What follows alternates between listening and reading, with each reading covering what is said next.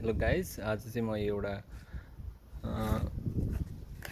Bluetooth earbud unboxing गर्न गइरहेको छु। त्यो चाहिँ कुनै ब्रान्डेड भन्दा पनि बजेटभित्रै पर्छ। त्यो चाहिँ मैले यहाँ अर्डर गरेको छु र आएको छ। यसलाई अनबक्सिङ गरौँ फर्स्टमा त।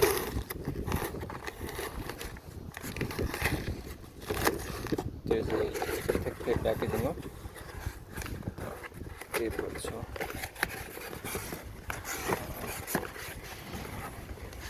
भित्र चाहिँ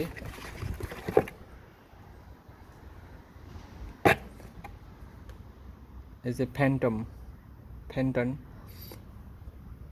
TSX Penton TSX हो। यसमा चाहिँ स्पेसिफिकेसनहरू देख्नु भएको छ र यो चाहिँ एभाइलेबल कलर चाहिँ दुईवटा कलरमा हुन्छ, ब्ल्याक एन्ड व्हाइट। यो चाहिँ ब्ल्याक हो, लेखेको त छैन र तर पनि यहाँ जो बोइजको फोटो छ त्यो व्हाइट ब्ल्याकमा चाहिँ बोइजको फोटो हुन्छ।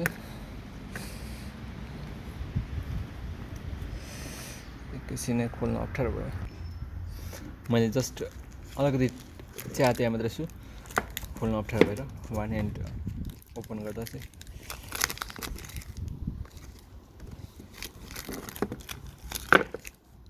अहिले चाहिँ सिललाई पुरै च्यातिसकेँ। अब चाहिँ हामी भित्र हेर्छौँ के छ भनेर। वान ह्यान्ड भएपछि एकदम अप्ठ्यारो हुँदो रहेछ कि एक्सेस गर्न फोनलाई।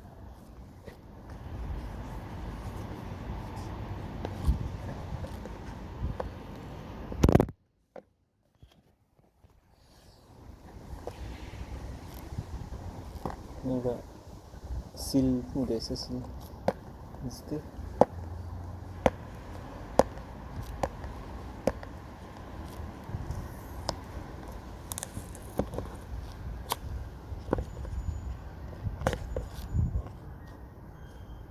दुईतिर रहेछ।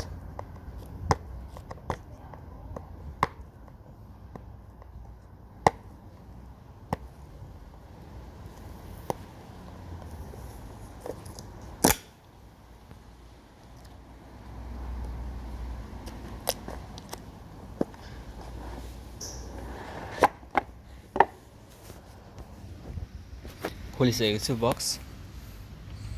यहाँ चाहिँ छेपुम सायोङ छन् छुई। यो चाहिँ के प्रयोग गर्नुभन्दा पहिलाको केही सावधानीहरू चाहिँ, यसमा मेन सावधानी चाहिँ के अपनाउनु पर्ने रहेछ भन्दाखेरि यसमा 9 भोल्टको एडप्टर पावर ब्रिक्स युज नगर्नु पर्ने रहेछ। यसमा 5 भोल्ट 1 एम्पियर अथवा 5 भोल्टको ब्रिक्स युज गर्नुपर्ने, त्यो चाहिँ यसको मेन सावधानी रहेछ। के छ अरू, यो भनेको एयरबड भइहाल्यो। त्यस पछाडि USB-C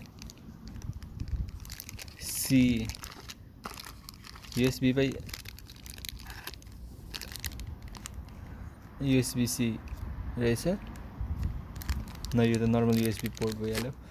यो भनेको हाम्रो एयरबड।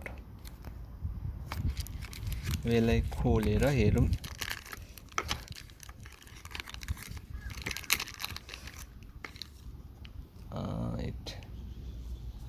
डिजाइन वाइज चाहिँ यो मलाई केस चाहिँ त्यति राम्रो लागेन, हात नजानु होला, यो मेरो कहिले कामले गर्दा यस्तो भइरहेछ, फुटिरहेछ।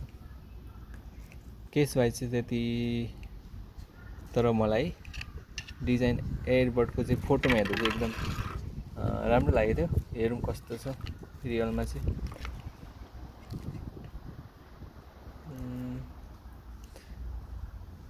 यस्तो रहेछ।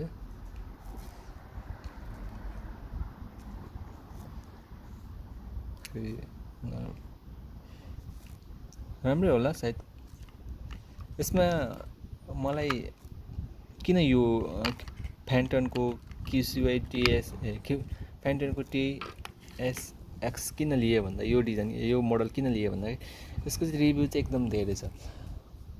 अरू नर्मल ब्लुटुथ एयरबडको भन्दा यसको रिभ्यू चाहिँ एकदम धेरै भएकोले राम्रो होला भनेर मैले लिएको थिएँ। हेरौँ अब युज गरेर।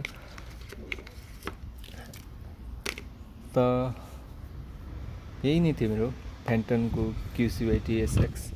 यसको म तपाईँलाई यसमा एलइडी इन्डिकेटर पनि छ। यसको म ओपन गरेर देखाउँछु। अहिले चाहिँ हावा पनि चलिरहेको छ, त्यही भएर एकदम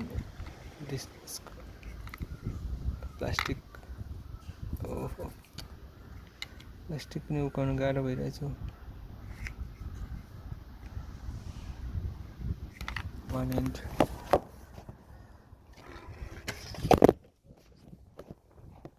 बार फोन लडिरहेछ।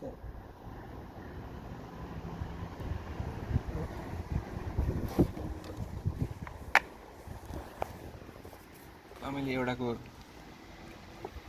प्लास्टिक उकाए पछाडि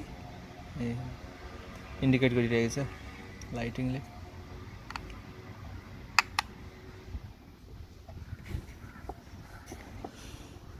तो यही नै थियो मेरो यहाँनिर ब्याट्रीको एलइडी इन्डिकेटर। यही नै थियो मेरो आजको अनबक्सिङ। कस्तो लाग्यो हेरिदिनु भएकोमा थ्याङ्क यू।